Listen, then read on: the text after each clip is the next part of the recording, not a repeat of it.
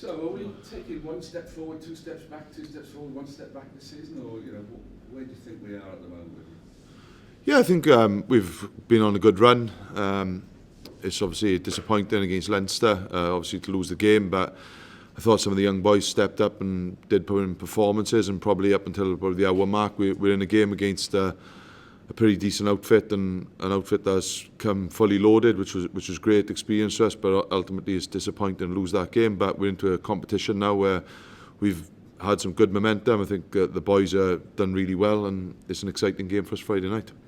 Well, what kind of game are you going to play, Steve? Are you going to play as you did out in Clermont? Probably won't be as sort of frantic as probably as positive in around kicking, turning down goal scoring opportunities. We will definitely be playing with a positive mindset, and if we feel we've got momentum, we'll be trying to keep that pressure on them. But if there are 3 points available, it is a home game. We'll be taking those. The conditions are going to be difficult. I guess that's going to dictate as well, isn't it? Yeah, it is. I think it's given a little bit drier Friday, touchwood, but that'll probably change. But no, it's a home. Yeah, it was, like you see in Leinster game, it was pretty greasy. There's a lot of turnovers and things, so it's something that we've got to be prepared for, and probably will be a night for hopefully taking our goals and hopefully getting enough on the scoreboard. How are your injuries, Steve? Yeah, we're pretty battered in around the group, in fairness. There's a lot of non-contacts and just the ability to do what we need to do, but that's what it is. We've still got a couple of young kids who come in last weekend and done pretty well and put their hands up to take people's positions, but it's something we're probably going to delay naming our team till Wednesday, if not Thursday, to give people time. He's up and running, so we're hopeful he'll be available, and then we're just waiting on the others. Is Dan and Dimitri? I doubt they'll be available. It's something that we're going to look at on Wednesday, but Dimitri will probably be a no-go. You're unbeaten against French opposition at the Liberty. I guess that kind of record will inspire your players? Yeah, I don't think they'll probably have too much clue in around some what's gone on with some of the age and some of the boys, but I think it's something that is our own patch. I think we've been really positive when we've gone to France to play over the last couple of games, and I think they're confident, they're really excited about the occasion, and we haven't been in this situation for a number of years, and getting sort of fifth game, still being alive in the tournament, and not just hanging by a thread. If you knock Clermont over, you take it to the last game, which is really exciting for us. And the group, I don't think, will be looking at history or any records like that. It'll just be about our performance come Friday night. What do you think of Clermont last week? Yeah, not bad, are they? Yeah, no, look, I think it's at the end of the day, they look at the squad they've got, the resources they've got, and how they can chop and change, and like sort of if they lose Fofana, Rougerie, John Davis come into play, it's at the end of the day they've got ammunition right across the board, Bender and Spedin. It's like for likes and ability to move around, and they don't really matter where they go, and they've been a little bit more indifferent than they have been over the years and around their away record. I think they've lost 5 of their last 11 games, so it's something that, yeah, they're a formidable outfit, but we've just got to be concentrating on ourselves come Friday. Well, as you showed, if you could hold them out for a bit, they can get a bit frustrated. They do tend to go off the boil, don't they? Yeah, I think we've got to obviously defend a little bit better than some of the, in particular, first phase from the weekend. But I think we can't be looking to hold on constantly throughout the game, because they will end up breaking you down. It's something we've got to be positive in how we get the ball and how we use the ball, and making sure there's a little bit of speed to our work, and understand of how we retain possession and put more pressure on Clermont, as opposed to keeping absorbing pressure against Clermont, then you will get broken down. 4 of the 7 Pro 12 teams gone already. 2 hanging by a thread maybe. Ulster just got to go and get a point at least. The Saracens. Is that just indicative of the way the tournament's got that much harder? Yeah, I think it's indicative of how hard it is, and probably you look at the amount of teams in around the Guinness, and the amount of boys probably going to international duties and that kind of thing early doors. But it is what it is, and we're pretty proud. I think at the end of the day, if we win a home game, we're not just hanging by a thread. We're in the competition fully. How dangerous is Strettle? Yeah. Causing problems in out there. Yeah, I think our kick chase went where it needed to be out there, and you give that boy time and space, he'll open you up. And it's not just that, it's a Bender, and you've got Spedin, Nakataki, they've got John Davis, Rougerie, Fofana. So you can't just be focusing on just Strettle. It's something that, as a team, we've got to understand of how we kick, how we chase, and what we do with the ball.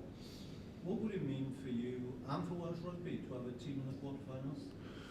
Yeah, I think it'd be huge, and obviously it's new for us to get into, like, not new for us as in history, but over the last 4 or 5 seasons, we've been nowhere near it, and it's something that we come into these periods where it's just about pride, and it's exciting. This is where we want to be, and I think it'd be a huge shot in the arm for Welsh Rugby to get to the quarterfinals, but more importantly, it'd be a massive shot in the arm for us. And I think I'm pretty proud of the group's effort already in around this tournament, but it's something that we want to achieve, something that probably no one thought you'd ever get anywhere near. And around the group we're in with Bordeaux, Exeter and Clermont, I think we were 4 favourites going into it, and it was just an also ran, and probably for the last couple of years you can maybe understand, but it's something that the group believe in what they're doing, and I know it's a little bit indifferent in the Guinness at the minute, but it's something that we want to strive to achieve, something that probably no one else thought we could do.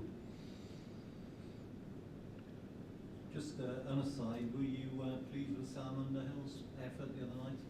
Yeah, I was pleased with most of the boys' efforts, in fairness, and I thought Owen Watkins come in as well and put in a performance, and he's a young man. I thought Rory Thornton come in, done a really good job, so it's something that obviously we were disappointed with the performance, but I thought there were some individual performances that are really pleasing for us. And like through these windows, you look at the experience you've got in around Clermont, the experience they can bring in, and the youthful guys we've got to bring in. It's at different ends of the spectrum, but we enjoy that part of it. And you see at the start of the season for us, I know we keep going back to it, in around the Six Nations, we rely on a whole host of young kids. It isn't reliant on vast experience and numbers, and that's why you get yourselves in a situation like this. And not situation, but then we're trying to fight on all fronts. Then you've got to give Al and Tips a break, because those guys go to the welfare every single week, and you can't keep flogging those guys, because you won't end up getting performances from those guys, which is something that's paramount to us. It's interesting listening to David Flatman on the Premiership thing, tipping Underhill to get the England squad this week. Yeah, well, Do you think he's got that ability long term or even short term? Yeah, I think he's got abilities, and he's physical. I think he's just got a great stature about him. He's a smart kid, and he's desperate to learn, and nothing sort of phases him. So he's got some pretty strong qualities, and he's got some great people to work with us, with Alan Wynne and Tips and those guys. Would you be able to Welsh have connections? Do you got any Welsh connections or not? Keep you over 3 years. Yeah, he'd be a time server. Good. Be a time server. Would you be optimistic you'd be able to hang on to him? Yeah, I think I've had good conversations with Sam when he's come here, and I thought it's not just this game that he's performed in. I thought he performed really well at the start of the season. He probably would have featured out in Zebras, but he was ill. And yeah, we've had conversations. He's got an extended contract with us, so yeah, something we see his future here. Thank you. Let's go back to injuries. Do you know a rough estimate time when Danny should be back?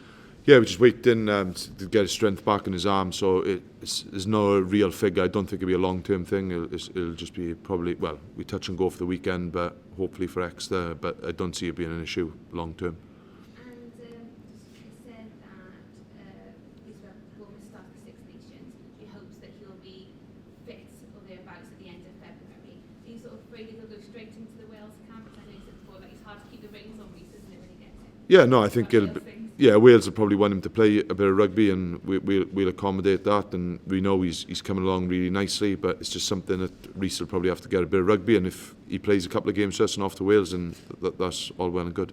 He's still targeting sort of the end of February for Reece, isn't it? Yeah. Is the Ospreys solely in charge of rehabilitation, or Wales involved as well? But yeah, he's down with us. I think he's been up to the Vale once or twice, but yeah, his majority is with us. Steve, are you looking forward to the duel between Para and Brendan Leonard? Yeah, I think so. I think, to be honest, it's not just individual battles I'm looking at, it's just us as a team, and I think it's something we spoke about before this campaign started. Individually, like you look at Clermont right across the board individually, they've got unbelievable talent if they get injuries to bring in, whereas the one thing that's strong about us is the team effort, and it's something that they won't be down to one individual that guesses that game. We're going to have to put in a huge team effort, and that's where in around we talk about finances and resources. This group that we've got down with us, they fight and they work together, and that's the challenge we've got. I don't think it'll be down to whether Para or Brendan gets the better of the game. It'll be us as 23 Ospreys that need to be on the money. And, I've heard this week that contracts are closed with Alan Jones. Any more you can tell us on No. that? Are you hopeful of retaining? I'm not talking about it anymore.